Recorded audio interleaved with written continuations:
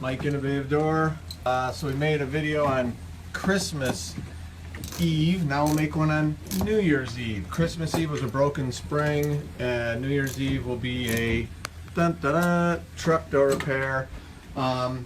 These are the cables that someone else put on. These are not stainless steel cables. They will wear out and the cables will fray. What you need is these stainless steel.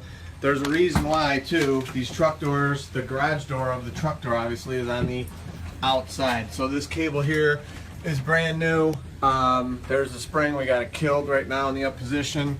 We just put this cable on, brand new, stainless, got all the bearings lubed, oiled. We're gonna lube and oil the spring last because what we do is we do this in the up position, we're gonna stretch it out.